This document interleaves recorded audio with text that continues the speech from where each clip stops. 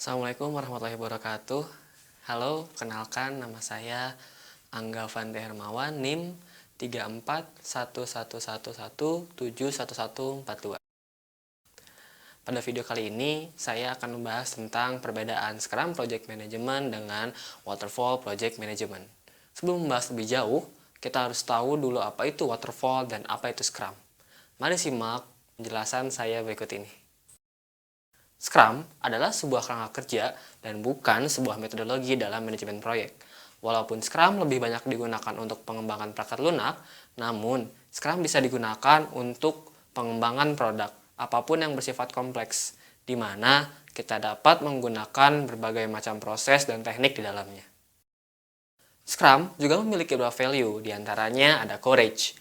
Anggota tim Scrum memiliki keberanian untuk melakukan hal yang benar dan bekerja untuk menghadapi masalah yang kompleks. Anggota tim saling mendukung dalam melakukan hal yang benar dan dalam mengambil risiko yang diinformasikan. Contohnya, Scrum Team setidaknya harus memiliki minimal 8 keberanian yang perlu Scrum Team junjung tinggi. Yang pertama, Scrum harus bisa menunjukkan keberanian untuk tidak membangun produk yang tidak diinginkan oleh siapapun. Kedua, keberanian dalam menerima requirement yang belum dan tidak akan pernah sempurna. Ketiga, keberanian untuk menerima kenyataan bahwa tidak ada rencana yang dapat menangkap kompleksitas. Keempat, Scrum Team harus memiliki keberanian untuk mempertimbangkan perubahan sebagai sumber inspirasi dan inovasi. Kelima, keberanian untuk tidak memberikan perangkat lunak yang belum memenuhi definition of done. Keenam, keberanian dalam membagikan semua informasi yang dapat membantu tim dan organisasi. Ketujuh, keberanian dalam mengakui bahwa tidak ada yang sempurna. Serta yang kedelapan, yaitu keberanian untuk berbagi resiko dan manfaat. Setelah courage, Scrum value yang berikutnya adalah fokus. Karena kerja Scrum ini mencakup elemen-elemen yang membantu mempromosikan fokus. Setiap Scrum akan fokus pada pekerjaan untuk mencapai sprint goal. Ketika kita berhadapan dengan kompleksitas dan ketidakpastian, fokus sangatlah penting untuk menyelesaikan sesuatu yang berarti. Scrum Team harus fokus kepada beberapa hal dalam satu waktu sehingga mereka dapat memberikan produk yang paling berharga lebih cepat. Pendekatan iteratif incremental dalam Scrum dan time boxing Scrum memungkinkan Scrum Team untuk fokus. Scrum Team fokus pada apa yang penting sekarang tanpa merasa terganggu dengan pertimbangan apa yang pada suatu saat nanti mungkin peluangnya itu menjadi penting status. Scrum Team fokus pada apa yang kami ketahui sekarang dan bekerja dengan framework Scrum dapat membantu Scrum Team mempertahankan fokusnya. Scrum Team fokus pada apa yang paling dekat dalam waktu ini karena masa depan sangat tidak pasti. Selain itu, Scrum Team ingin belajar dari apa yang terjadi sekarang untuk mendapatkan pengalaman atas pekerjaan di masa depan. Scrum value yang ketiga adalah komitmen. Setiap anggota tim Scrum harus berkomitmen untuk kesuksesan tim dan bersedia untuk menciptakan tujuan yang realistis sesuai dengan komitmen yang mereka berikan. Setiap role yang ada dalam Scrum berkomitmen untuk kesuksesan tim, tidak hanya peduli dengan perencanaan individu. Dengan adanya komitmen yang kuat dari tim ini, maka akan terciptalah suatu lingkungan kerja yang saling percaya dan support satu sama lain. Scrum Team harus berkomitmen untuk melakukan apa yang terbaik yang mereka bisa untuk mencapai sprint goal. Selain itu, Scrum Team harus berkomitmen untuk bisa menerapkan prinsip-prinsip agile dan menentang status quo. Jadi, komitmen adalah tentang dedikasi untuk bertindak secara totalitas dan bukan tentang hasil akhir. Scrum value yang keempat adalah respect. Sebagai tim yang self-organized, Scrum tidak akan bisa menjadi tim yang solid tanpa saling menghargai. Scrum mempromosikan rasa hormat pada setiap anggota, tanpa harus memandang pangkat dan jabatan. Tidak ada istilah thinkers dan doers seperti yang terjadi di Waterfall. Scrum Team menghargai pendapat yang berbeda dari setiap anggota tim. Scrum Team juga memberikan respect kepada stakeholder dengan tidak membangun fitur yang tidak akan digunakan siapapun. Mereka menunjukkan hormat dengan tidak membuang uang untuk hal-hal yang tidak berharga atau mungkin tidak pernah diterapkan atau digunakan. Scrum Team memberikan respect kepada user dengan memperbaiki masalah mereka. Demikian pula dengan organisasi harus menghormati Scrum Team sebagai talent, bukan sebagai resource yang diberlakukan seperti halnya robot atau mesin. Selanjutnya, yang tidak kalah penting, yaitu setiap organisasi harus menghormati segala kerangka kerja Scrum dengan value-value yang ada di dalamnya. Scrum value yang kelima, sekaligus yang terakhir, yaitu openness. Empirisme Scrum membutuhkan transparansi dan keterbukaan dengan memberikan keterbukaan informasi tentang cara kita bekerja. Apa yang sedang kita kerjakan, dan apa tujuan dari yang kita kerjakan, serta segala sesuatu yang menghambat pekerjaan kita. Scrum Team harus terbuka untuk berkolaborasi secara cross-fungsional untuk dapat mendeliver increment sesuai dengan sprint goal. Selain itu, Scrum Team juga harus terbuka terhadap pemangku kepentingan untuk berbagi feedback satu sama lain dan terbuka untuk tiap perubahan yang mungkin terjadi. Selanjutnya, di sini saya akan membahas tentang 3 pilar kontrol empiris Scrum. Yang pertama ada transparansi, inspeksi, dan adaptasi. Di sini saya akan membahas transparansi terlebih dahulu. Semua orang yang terlibat seperti pelanggan, CEO, kontributor individual, harus transparan dalam transaksi sehari-hari, transaksi mereka dengan orang lain. Mereka semua harus percaya satu sama lain, dan mereka harus memiliki keberanian untuk saling mengikuti kabar baik serta kabar buruk. Semua orang berusaha dan secara kolektif berkolaborasi untuk tujuan organisasi bersama, dan tidak ada yang memiliki agenda tersembunyi. Yang kedua, ada inspeksi. Inspeksi dalam konteks ini bukan inspeksi oleh inspektur atau auditor, tetapi inspeksi oleh semua orang di tim Scrum. Inspeksi dapat dilakukan untuk produk, proses, aspek orang, praktik, dan peningkatan berkelanjutan. Selanjutnya, adaptasi. Adaptasi dalam konteks ini adalah tentang perbaikan terus-menerus, kemampuan untuk beradaptasi berdasarkan hasil inspeksi. Setiap orang di organisasi harus mengajukan pertanyaan ini secara teratur. Yang pertama, apakah kita lebih baik daripada kemarin? Untuk organisasi berbasis laba, nilainya diwakili dalam bentuk laba. Sedangkan waterfall merupakan sebuah metodologi pengembangan perangkat lunak, di mana antara satu fase ke fase yang lain dilakukan secara berurutan, di mana kita tidak bisa untuk beralih ke tahap sebelumnya. Misal, ketika kita membangun sebuah rumah, kita tidak akan bisa kembali untuk meningkatkan fondasi.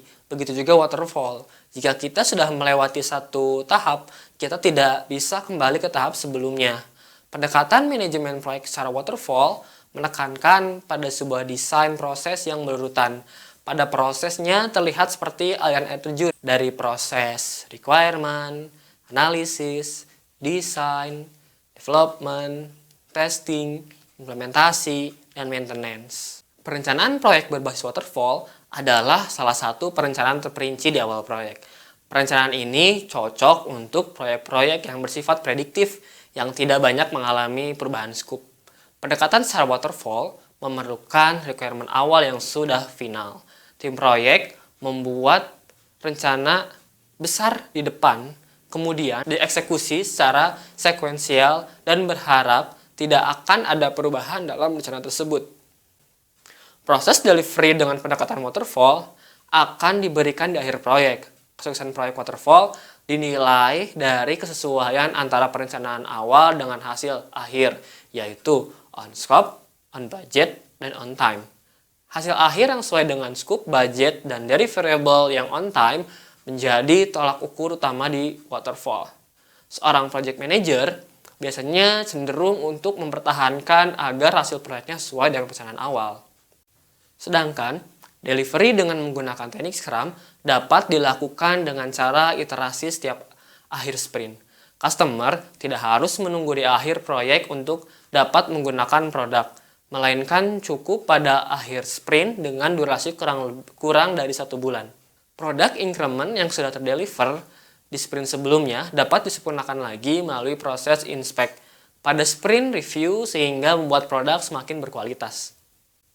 Delivery di Scrum mengenal pendekatan MVP, Minimum Viable Product, yaitu produk minimum yang harus terdeliver agar dapat digunakan oleh customer.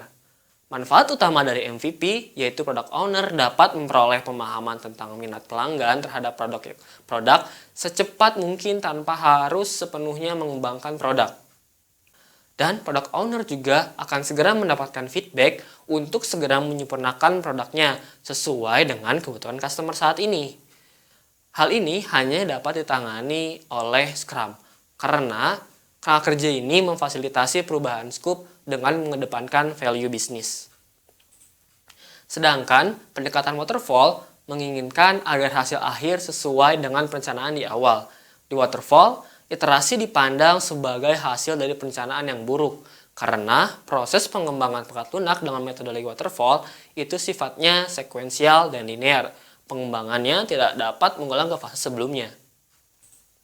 Jadi, ketika menghadapi perubahan, mereka secara reaktif akan menolak perubahan untuk menjaga perencanaan sesuai dengan skop di awal proyek. Rencana proyek berbasis waterfall mengharapkan setiap tahapan rencana tersebut akan berjalan tanpa memerlukan perubahan. Rencana tersebut dirancang sedemikian rupa sehingga kegiatan hanya berjalan maju tanpa iterasi kembali. Kesuksesan suatu proyek waterfall berdasarkan 3 parameter. Yang pertama, fixed time, cost, dan scope. Sayangnya, seringkali rencana tersebut tidak dapat dilakukan karena bisnis berubah. Berbeda dengan waterfall yang fokus kepada output, sedangkan Scrum berfokus kepada outcome atau value-nya atau business goal yang dideliver pada setiap akhir sprint dengan durasi kurang dari 1 bulan. Selanjutnya, saya akan menjelaskan perbedaan antara Scrum dan waterfall jika dilihat dari 4 aspek, yaitu ability to change, business value, risk, dan visibility. Pertama, ability to change. Coba perhatikan perbedaan Scrum versus Waterfall dari sisi ability to change. Seiring dengan berjalannya waktu, Waterfall tidak memberikan ruang untuk merubah scope, sedangkan Scrum tetap memberikan ruang terhadap perubahan scope agar produk yang dihasilkan bisa sesuai dengan kondisi market saat ini. Selanjutnya adalah perbedaan dari sisi business value. Value dari waterfall hanya bisa dirasakan pada akhir proyek. Itu pun jika kondisi marketnya belum berubah. Jika berubah, maka value bisnis pada akhir proyek tidak dapat dirasakan oleh customer. Sedangkan value bisnis pada Scrum dapat dirasakan pada setiap akhir sprint, sehingga tidak harus menunggu terlalu lama sampai proyek selesai. Perbedaan selanjutnya yaitu dari sisi resiko bisnis. Pendekatan dengan waterfall akan lebih beresiko terhadap bisnis. Satu perencanaan jangka panjang cenderung lebih beresiko meleset dibandingkan dengan jangka pendek. Sedangkan pada Scrum yang kembali diinspek dan diadap pada sprint planning. Terakhir, perbedaan Scrum versus Waterfall dilihat dari visibility product. Pada pendekatan Waterfall, business user hanya mendapatkan laporan-laporan presentasi proyek, namun tidak bisa merasakan produknya. Misal, ketika ada project update, seorang PM ditanya oleh user. User bertanya, status proyek sudah sampai mana? Kemudian PM menjawab, sudah 50% Pak. Kemudian user kembali bertanya, jadi hasilnya apa? Kemudian PM kembali menjawab, hanya dokumentasi. Nah, berbeda dengan Scrum, visibility product dapat terlihat pada setiap sprint. Hal ini dikarenakan pada masing-masing sprint minimal sudah ada satu fitur yang bisa dirasakan oleh user.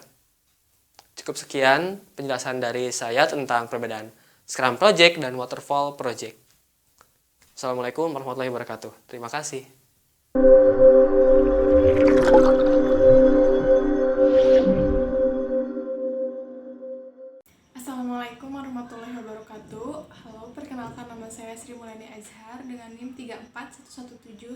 2021-18. Pada video kali ini saya akan membahas satu topik, yaitu mengenai artefak-artefak yang ada di dalam Scrum Project Management.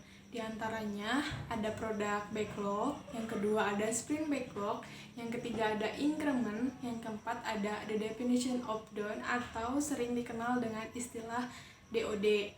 Nah, dari keempat artefak ini akan saya bahas satu persatu agar lebih jelas. Kita lanjut ke yang pertama, ada product backlog. Seperti apa sih product backlog itu, dan mungkin apa sih product backlog ini dalam Scrum? Kita akan membahas itu, yaitu yang pertama, product backlog ini apa sih? Nah, product backlog ini adalah yang merepresentasikan seluruh kebutuhan atau requirement dari sebuah perangkat lunak yang akan dibangun, atau bisa dikatakan product backlog ini yang menjelaskan, mendefinisikan daftar kebutuhan yang harus ada dalam perangkat lunak yang akan dibangun. Nah, produk dari daftar tersebut biasanya disebut dengan product backlog item. Nah, yang bertanggung jawab atas product backlog ini adalah si product owner, atau bisa dikatakan pemilik project, atau orang yang ingin membangun suatu perangkat lunak. Nah, biasanya product backlog ini sudah dibuat daftar kebutuhannya itu secara berurutan. Kemudian pembahasan yang kedua, ada statement yang mengatakan bahwa product backlog ini bersifat dinamis. Nah, kenapa sih product backlog ini dikatakan dinamis? Nah, dengan penggunaan metode Scrum, karena Scrum ini fleksibel dan dapat menerima perubahan ketika proses pengembangannya, sehingga produk backlognya pun dapat mengalami perubahan atau dapat berevolusi seiring dengan perkembangan produk karena adanya perubahan tersebut. Nah, perubahan dalam contohnya dalam kebutuhan bisnis atau proses bisnisnya, kemudian teknologinya berubah, itu pun dapat mempengaruhi berubahnya produk backlog. Kemudian sempat disinggung tadi bahwa produk backlog ini dibuat dengan berurutan. Nah, urutan ini, dimaksud dengan urutan ini yaitu pada produk backlog, daftar urutannya itu biasanya urutan teratas ini dalam produk backlog lebih jelas dan lebih detail dibandingkan dengan produk backlog yang berada pada urutan di bawah. Kemudian estimasi yang semakin akurat dilandasi oleh tingkat kejelasan dan kedetailan yang semakin tinggi, maka semakin bawah urutannya, semakin rendah tingkat kedetailannya. Nah, dari produk backlog ini, karena dia bersifat dinamis dan juga merupakan daftar item dari kebutuhan produk, sehingga produk backlog ini yang akan menjadi dasar ketika nantinya akan menjalankan sprint. Nah, si produk backlog ini akan menjadi daftar pekerjaan yang harus dikerjakan oleh tim development.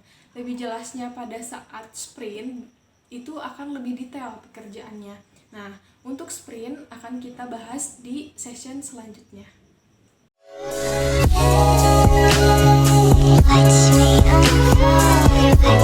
Sesi selanjutnya saya akan membahas mengenai artefak yang kedua, yaitu mengenai sprint backlog. Pada pembahasan sebelumnya saya sudah membahas mengenai product backlog, yang product backlog itu menjelaskan daftar keseluruhan kebutuhan atau requirement dari suatu produk perangkat lunak yang harus dibangun.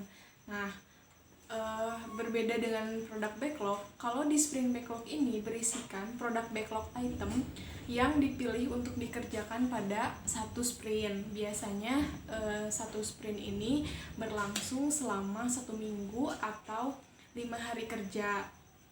Nah, pekerjaan pada sprint backlog ini biasanya lebih detail dan lebih jelas atau lebih terperinci dibandingkan dengan daftar pada produk backlog, karena pada produk backlog itu hanya menjelaskan kebutuhan apa saja yang harus ada dalam produk atau yang harus dibuat dalam produk perangkat lunak.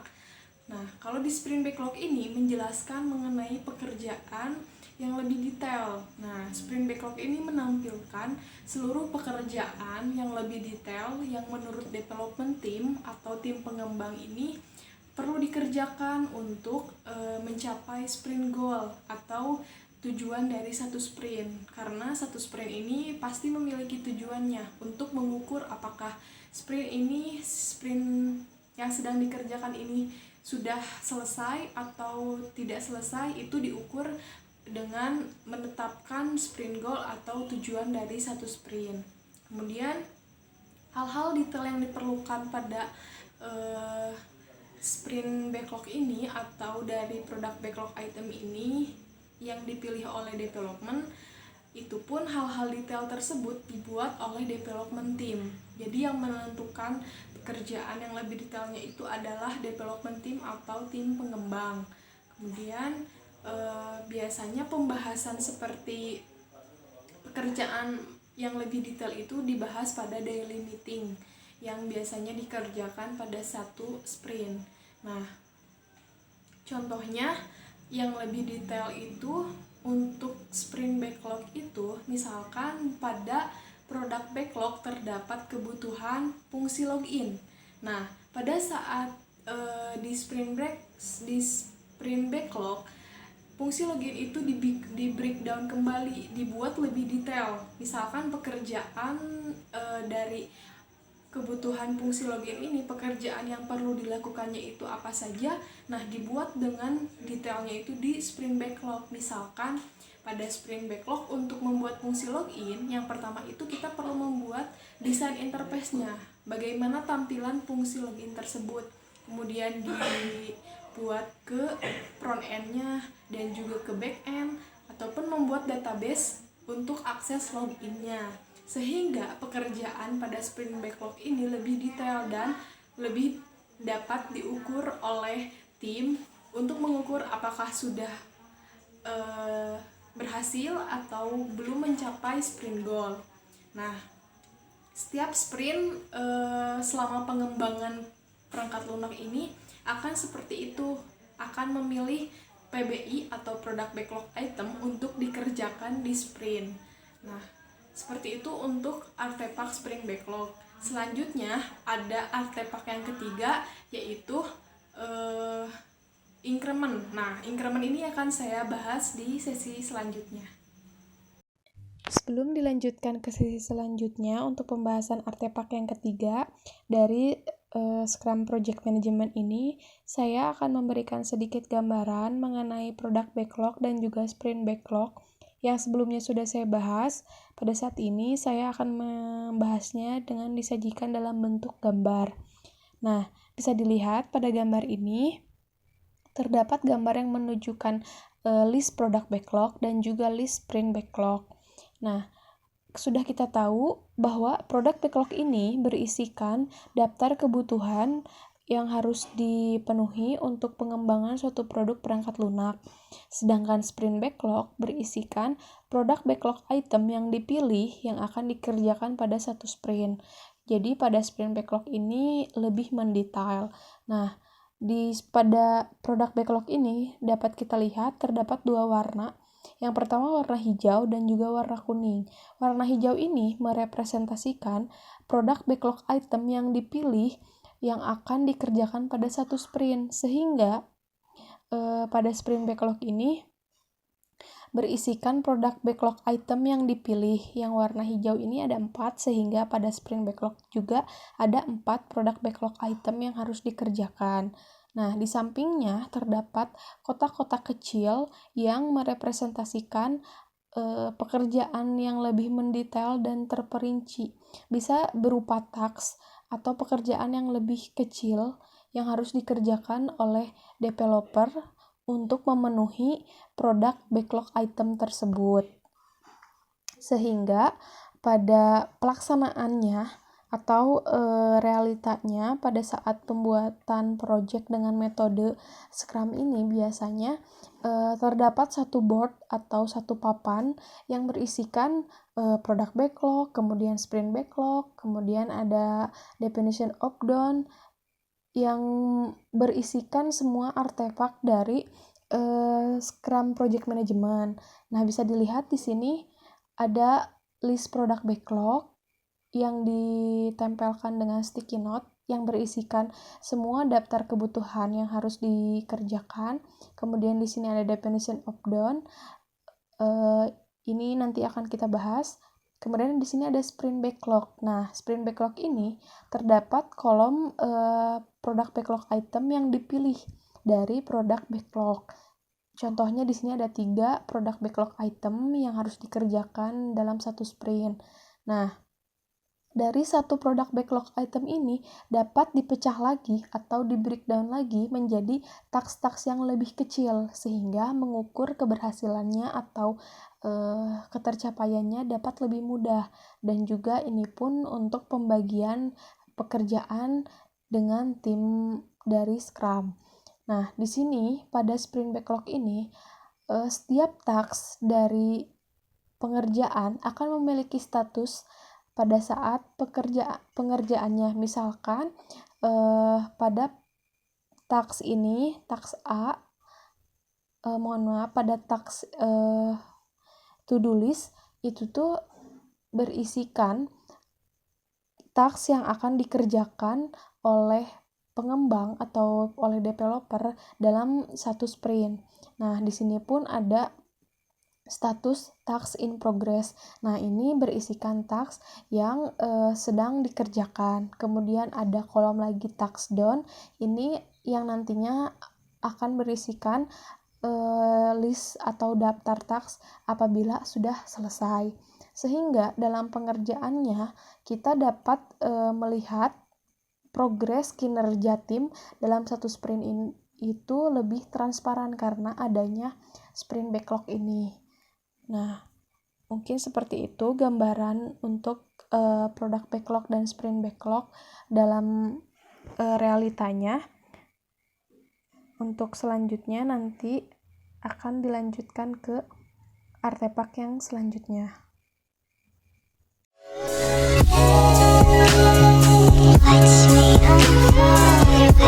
Sesi yang selanjutnya saya akan membahas mengenai topik artefak yang ketiga, yaitu mengenai increment. Increment ini biasanya berada di akhir sprint setiap satu sprint. Nah, increment ini berarti perangkat lunak yang memuat produk backlog item yang selesai di satu sprint dan juga memuat nilai dari peningkatan perangkat lunak atau ada perkembangannya dari sprint sebelumnya. Nah, di akhir sprint, increment yang baru harus selesai. Selesai ini dalam tanda kutip didefinisikan selesainya itu oleh tim sesuai definisi selesai tim, yang artinya increment tersebut harus berada pada kondisi yang dapat digunakan dan sesuai dengan the definition of done milik Scrum Team.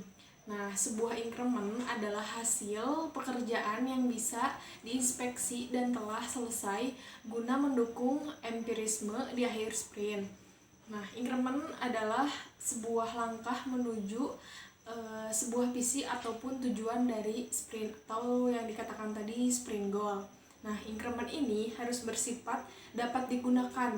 Jadi misalkan fungsinya itu dapat berjalan dengan baik, terlepas apakah product owner memutuskan untuk merilisnya atau tidak, atau nanti ada perubahan kembali terhadap increment tersebut. Tetapi pada akhir sprint, increment harus dinyatakan dapat digunakan sesuai definisi selesai dari Scrum Team. Nah, untuk penjelasan mengenai definisi selesai ini atau the definition of done atau sering dikenal dengan DOD akan dijelaskan di sesi selanjutnya.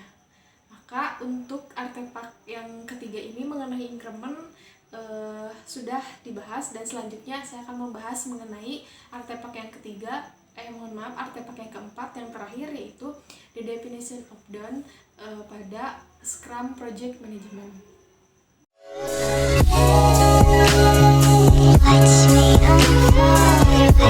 Yang selanjutnya untuk yang terakhir artefak dari Scrum Project Management itu ada the definition of done atau sering dikenal dengan DOD. Nah, sebelumnya sudah dibahas mengenai product backlog, kemudian yang kedua sprint backlog, yang ketiga increment. Nah, yang sebenarnya dari ketiga artefak sebelumnya itu yang sudah dibahas itu saling berhubungan, atau itu tuh merupakan tahapan dalam pengerjaan dari Scrum Project Management. Yang terakhir ada the definition of done atau definisi selesai.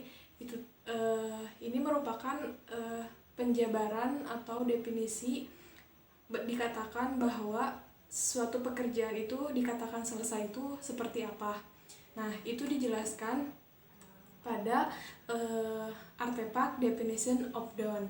Nah, dari setiap produk atau sistem yang dibangun, apapun itu harus memiliki definisi selesai atau standar.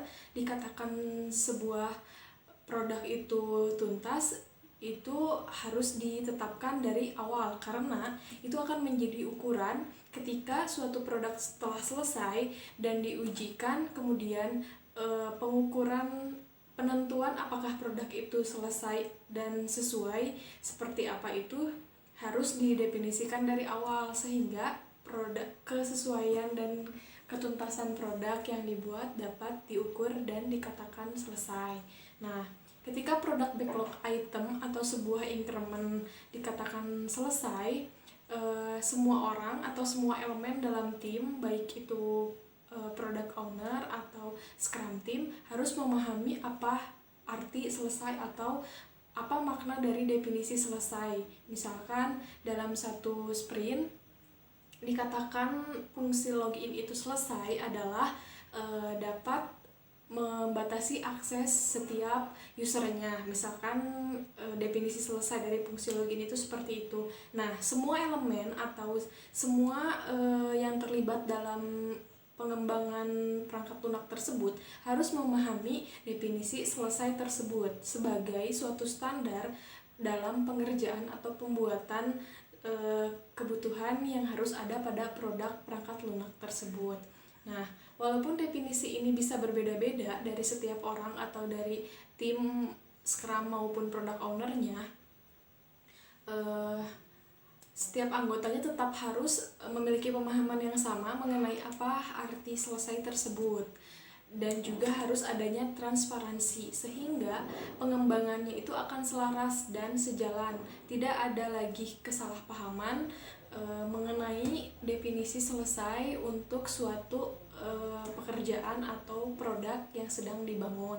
Nah, hal ini dinamakan definisi selesai atau the definition of done untuk Scrum Team dan digunakan untuk menilai kapan pekerjaan tersebut atau kapan suatu pekerjaan dalam satu sprint dikatakan selesai atau tuntas, sehingga kita sebagai Scrum Team ataupun Product Owner dapat mengukur apakah pekerjaan A sudah selesai dan kita dapat melanjutkan ke pekerjaan yang B, atau harus adanya perbaikan terhadap pekerjaan si A atau suatu fungsi yang dikerjakan, sehingga itu dapat mempengaruhi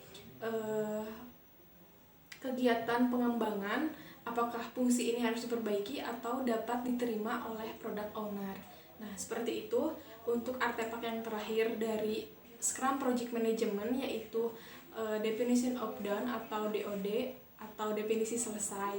Itu artefak yang terakhir dari Scrum Project Management. Sebelumnya sudah saya bahas ketiga dari awal, nah ini yang terakhir.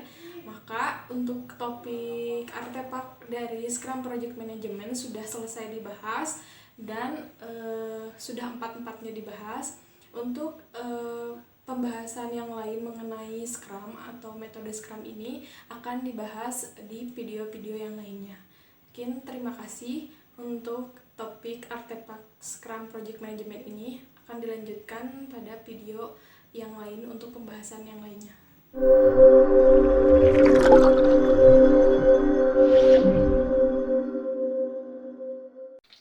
Perkenalkan, nama saya Adi Fredianto dengan NIM 3411711162. Saya di sini akan menjelaskan tentang peran-peran Scrum. Di sini saya akan menjelaskan tentang peran Scrum Master. Pertama ada 3, 1 Product Owner, kedua Scrum Master, dan ketiga Development Team. Product owner merupakan sebuah peran yang fokus terhadap kesuksesan produk. Product owner berusaha memaksimalkan nilai produk perangkat lunak atau software produk bagi penggunanya.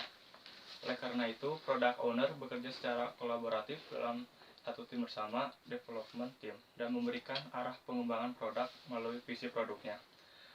Product owner menyusun prioritas pekerjaan bagi development team sehingga nilai terbaik dari produk perangkat lunak dapat diperoleh secara bertahap dan iteratif. Saya bekerja dengan development team. Product owner juga membangun kolaboratif aktif dengan stakeholder. Stakeholder merupakan siapapun di luar tim yang tertarik dengan kesuksesan produk terhadap perangkat lunak. Manajer, klien hingga sponsor produk dapat kita sebut dengan stakeholder. Product owner merupakan individu, bukan suatu grup. Product owner mewakili suara dari stakeholder dan mencari titik temu di antara banyak kepentingan terhadap produk melalui komunikasi yang terjalin baik. Agar product owner berhasil dalam menjalankan perannya, stakeholder maupun development team harus menghargai keputusan yang dibuat oleh product owner. Selanjutnya, Scrum Master. Scrum Master merupakan sebuah peran yang fokus terhadap kesuksesan implementasi proses perangkat lunak bernama Scrum. Peran Scrum ini dapat dipahami dari beberapa peran spesifik yang dijalankannya seperti proses manager, coach, fasilitator, dan change agent.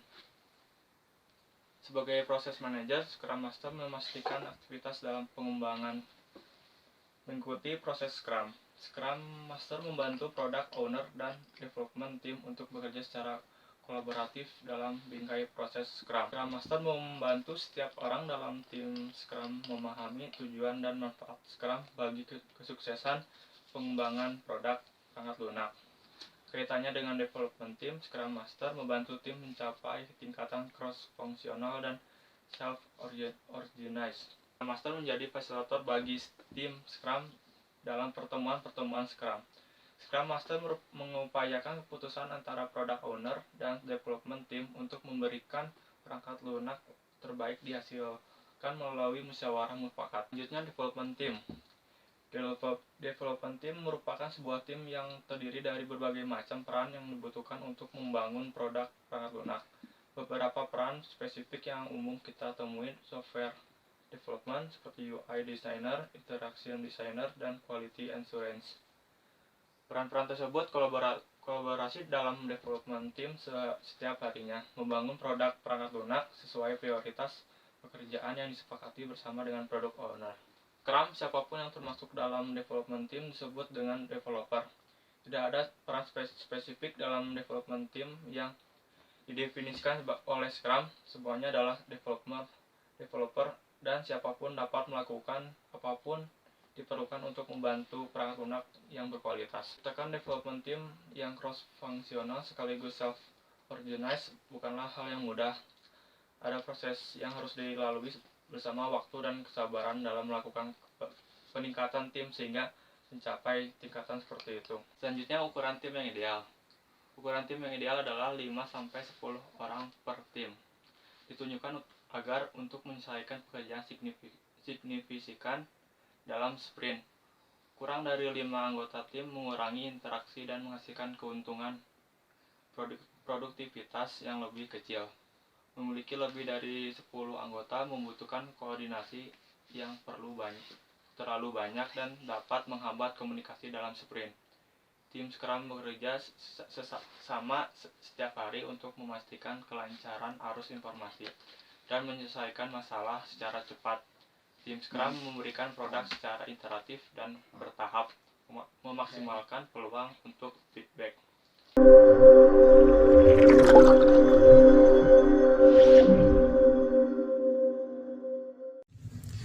Halo, perkenalkan nama saya Devi Fajarwati dengan NIM 3411171112. Nah, di sini saya akan menjelaskan mengenai kegiatan-kegiatan dalam Scrum. Yang pertama ada sprint, yang kedua ada sprint planning, yang ketiga ada sprint goal, yang keempat ada daily stand up atau daily Scrum, yang kelima ada sprint review, dan yang terakhir ada sprint retrospektif. Langsung saja pada pembahasan pertama, yaitu ada sprint, di mana sprint ini bisa dikatakan sebagai jantungnya dari Scrum, yang menjadi fokus pada proses pengembangan produk. Sprint merupakan kontainer dari event-event Scrum yang lain yang memiliki batasan waktu tertentu. Nah, batasan waktu ini biasanya 1 bulan atau 1 bulan kurang. Pada proses development bisa lebih dari 1 kali sprint, tergantung dari skala produk yang dikembangkannya. Nah, sama dengan proyek bahwa sprint juga bertujuan untuk menyelesaikan sesuatu atau mempunyai sprint goal. Setiap sprint membawa misi apa saja yang harus dikembangkan dan diselesaikan. Bagaimana melakukannya? Hasil sprint adalah pecahan produk yang telah tervalidasi dari sisi internal. Sprint dibatasi 1 bulan kalender. Jika batasan sprint terlalu panjang, maka definisi mengenai apa yang akan dibangun akan berubah dan kompleksitasnya semakin tinggi. Begitu juga dengan resiko yang dihadapi. Sebagai kontainer, sprint memuat dan terdiri dari sprint planning meeting, yang kedua ada sprint goal, yang ketiga ada stand up daily atau daily scrum, yang keempat ada sprint review, dan yang kelima itu dia ada sprint retrospektif.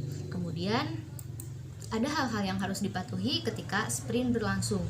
Yang pertama, tidak boleh ada perubahan yang dapat membahayakan tercapainya sprint goal atau tujuan dari sprint tersebut. Kemudian ada kualitas sprint goal tidak boleh menurun. Yang ketiga, scope dapat diklarifikasikan dan dinegosiasikan ulang di antara product owner dan tim pengembangnya seiring dengan bertambahnya pengetahuan pada event sprint review.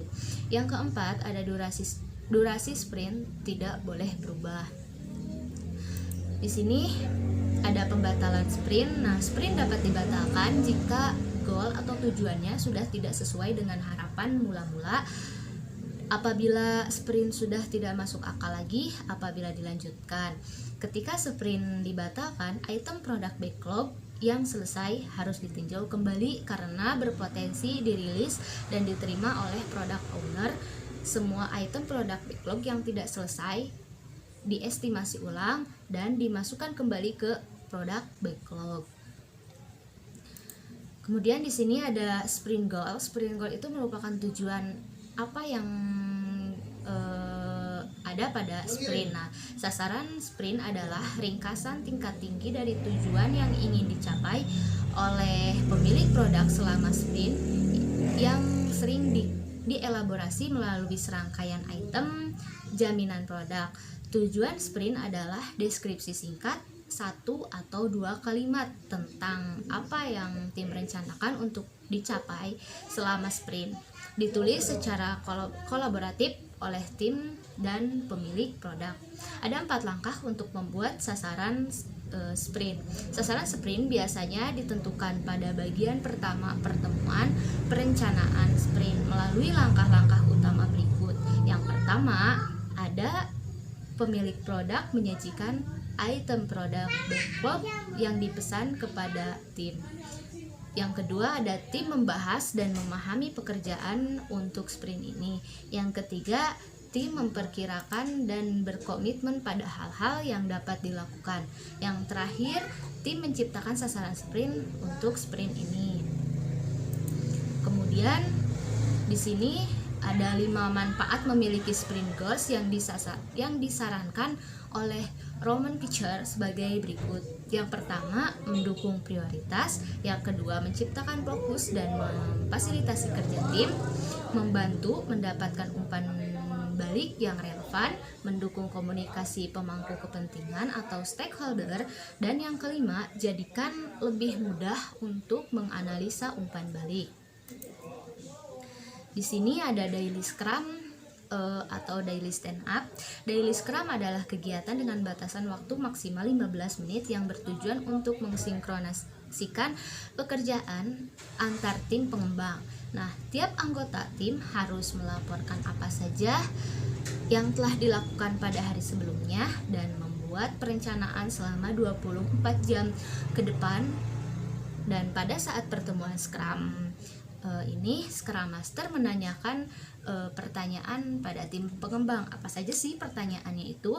Nah, yang pertama ada apa yang sudah dilakukan sejak meeting daily Scrum terakhir, yang artinya kemarin sampai sebelum meeting hari ini.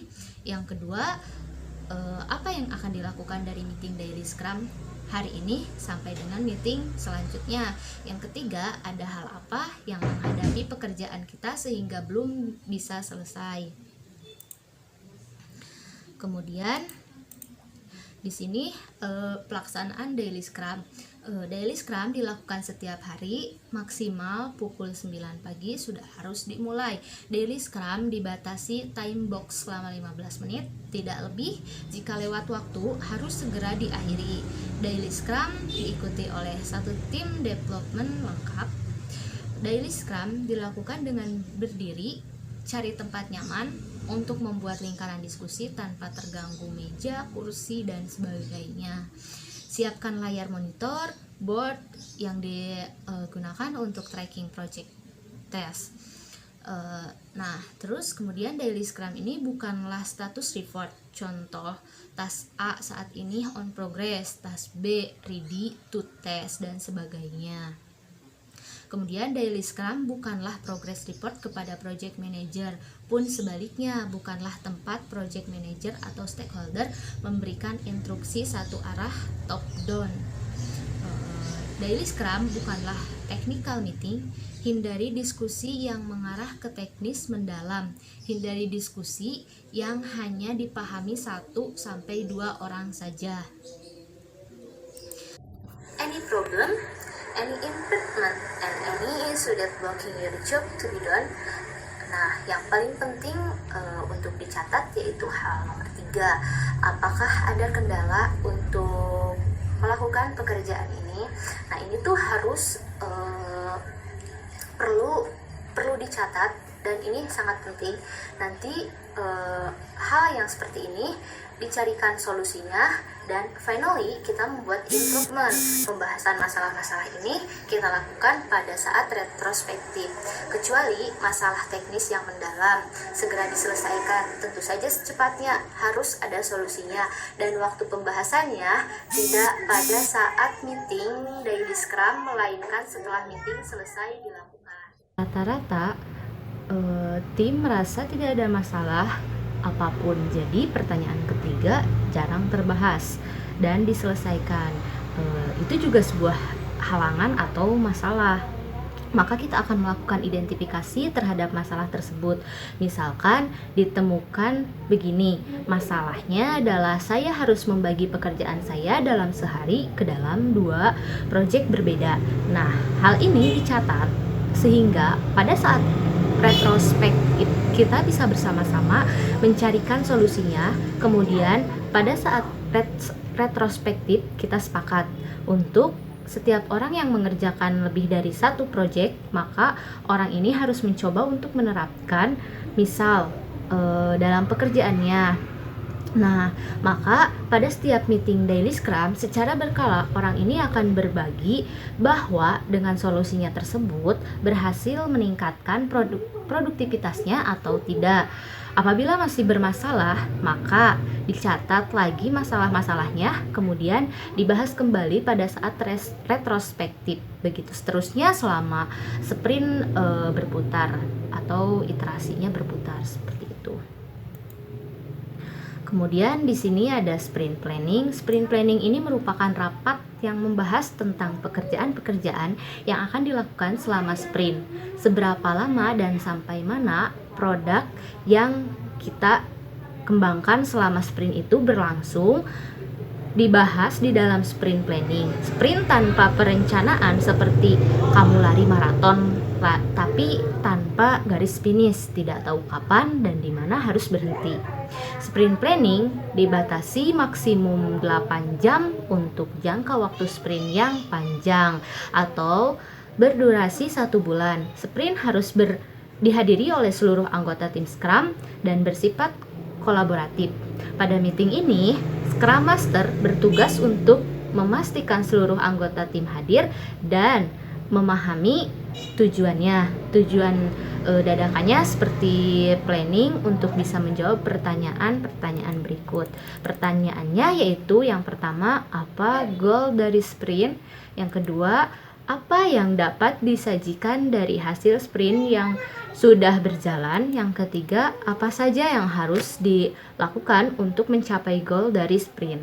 Nah, dari topik-topik di atas itu, untuk membahas topik pertama yaitu apa yang dapat dilakukan dalam sprint ini, ketika topik dibahas, maka product owner menjabarkan objektif dari produk yang akan dikembangkan. Tim pengembang memperkirakan fungsionalitas pekerjaan yang akan dilakukan selama sprint dan menghasilkan produk backlog yang akan dikerjakan. Product owner memberikan gambaran item produk backlog mana yang bila dikerjakan akan mencapai goal. Jumlah item produk backlog yang akan dikerjakan selama sprint sepenuhnya dipilih oleh tim pengembang. Hanya tim pengembang yang dapat menilai seberapa banyak tim yang dapat diselesaikan dalam sprint ini. Setelah tim pengembang memperkirakan jumlah item produk backlog yang akan dilaksanakan dalam sprint ini, seluruh tim Scrum mulai membuat sprint goal. Sprint goal dapat menciptakan suatu keselarasan di antara tim pengembang dan product owner, yang mungkin tidak akan terjadi apabila masing-masing anggota tim memiliki inisiatif sendiri tanpa ada tujuan yang sama. Untuk topik kedua, bagaimana pekerjaan yang telah dipilih dapat diselesaikan? Setelah topik pertama selesai dan semua item produk backlog dan sprint goal tersusun, tim pengembang mulai memikirkan bagaimana cara mengembangkan fungsionalitas ini agar bisa dibeli sebagai pekerjaan yang selesai. Tim pengembang biasanya memulai dengan merancang sistem dan pekerjaan yang perlu dilakukan. Pekerjaan yang dirancang mungkin akan memiliki estimasi dan bobot yang berbeda-beda. Tim pengembang mengatur dirinya sendiri untuk mengambil pekerjaan di dalam sprint backlog, dan anggota tim pengembang bebas memilih pekerjaan yang akan diambilnya dengan memperhitungkan kapasitas dirinya sendiri. Pada saat tim pengembang membuat perencanaan, rencana tersebut selalu mengacu pada sprint goal. Ketika sprint berjalan, maka ditemukan ya bahwa pekerjaan yang dikerjakan berbeda dengan pekerjaan yang dirancang. Tim pengembang akan berkolaborasi dengan product owner untuk menentukan cara merevisi perencanaan dengan tahap mengacu pada sprint goal. Nah, di akhir sprint planning ini, tim pengembang sudah harus dapat menjelaskan bagaimana cara mereka untuk bekerja sama sebagai tim yang mengatur dirinya sendiri untuk mencapai sprint goal tersebut. Kemudian selanjutnya di sini ada sprint review, di mana sprint review ini merupakan sebuah pertemuan dalam Scrum untuk mendemokan peningkatan produk yang sudah dibangun selama sprint dan menunjukkan kemajuan pembagiannya. Umpan balik atau masukan atau bisa disebut feedback adalah hal yang berharga dari pertemuan ini. Untuk mendapatkan masukan dari berbagai macam perspektif, sprint review melibatkan pihak-pihak lain di luar tim Scrum alias stakeholder. Mereka yang tertarik dengan kesuksesan produk perangkat lunak perlu kita undang untuk menghadiri sprint review. Yes, the sprint review is open to the world. Sprint review memberikan kesempatan bagi tim untuk kolaborasi yang lebih dekat dengan stakeholder. Kolaborasi ini dapat membawa pengembangan produk ke arah yang tepat.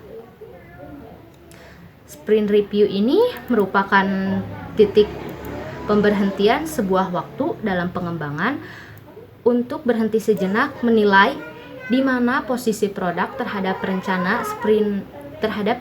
Kemudian tim bersama stakeholder menentukan apa tindakan yang perlu mereka lakukan selanjutnya untuk pengembangan produk. Di sini yang terakhir ada sprint retrospektif, bahwa sprint retrospektif ini adalah sebuah kesempatan bagi Scrum Team untuk menginspeksi dirinya sendiri dan membuat perencanaan mengenai peningkatan yang akan dilakukan di sprint berikutnya. Sprint retrospektif terselenggara setelah sprint review dan sebelum sprint planning berikutnya. Nah, acara ini diselenggarakan paling lama 3 jam untuk sprint yang berdurasi 1 bulan. Untuk sprint yang lebih singkat, durasi acara ini biasanya lebih singkat. Scrum Master memastikan acara ini terselenggara setiap peserta memahami tujuannya. Nah, Scrum Master memastikan bahwa acara ini bernuansa positif dan produktif. Scrum Master mengedukasi pesertanya untuk menjaganya di dalam batasan waktu. Scrum Master turut berpartisipasi sebagai rekan kerja sejawat dan bertanggung gugat terhadap proses Scrum di pertemuan ini. Nah, pada sprint retrospektif ini ada tujuannya. Yang pertama yaitu menginspeksi bagaimana jalannya sprint terakhir yang terkait dengan orang-orang, hubungan antar mereka, proses dan alat-alat yang digunakan. Yang kedua, mengidentifikasi dan mengurutkan dan hal utama yang berjalan dengan baik dan meningkatkan yang berpotensi untuk dilakukan. Yang ketiga yaitu membuat perencanaan untuk implementasi peningkatan cara kerja Scrum Team. Nah, sebelum sprint retrospektif berakhir, Scrum Team harus menyepakati peningkatan yang akan mereka implementasikan di sprint berikutnya. Mengimplementasikan peningkatan di sprint berikutnya adalah bentuk inspeksi dan adaptasi terhadap Scrum Team itu sendiri. Meskipun peningkatan dapat dilakukan kapanpun di sepanjang sprint retrospektif ini adalah sebuah kesempatan formal yang fokus pada inspeksi dan adaptasi. Sekian presentasi dari saya. Terima kasih.